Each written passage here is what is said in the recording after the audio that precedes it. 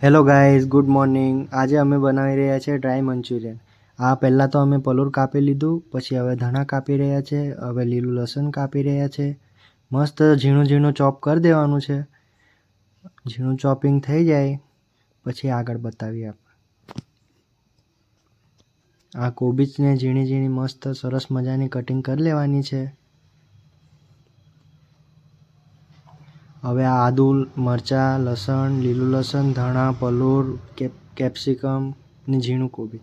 હવે આ તેલ ગરમ કરીને આપણે આદુ, એમાં લસણ મસ્ત સોતે કરી લેવાનું છે. પછી લીલા મરચાં નાખી દેવાના અંદર. તમારા ટેસ્ટ પ્રમાણે જેને તીખું ખાવું હોય તે વધારે નાખે. પછી શિમલા નાખી દેવાના. શિમલા નાખીને મસ્ત સોતે કરી લેવાના છે એને. હવે તેમાં ઝીણી સમારેલી કોબીજ નાખવાની છે. તેને બી સરસ મજાની સોતે કરી લેવાની છે.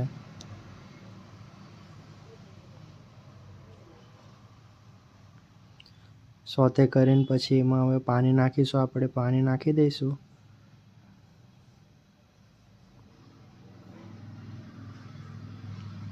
પાણી હવે થોડું ઉકળી જાય એટલે એમાં આજીનોમોટો, મીઠું અને મરચું નાખીશું.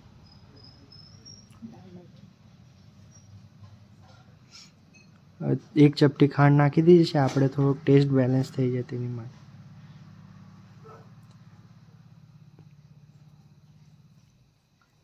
હવે આપણે નાખી રહ્યા છે ગ્રીન ચીલી,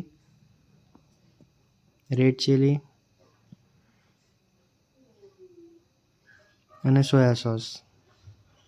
થોડોક ઓરેન્જ રેડ કલર નાખી દઈએ છીએ આપણે. અહીં પાછું મારી બાજુ બધાને લાલ કલરનું જ મંચુરિયન ખાવાનું બહુ ભાવે એટલે મારે નાખવું પડે.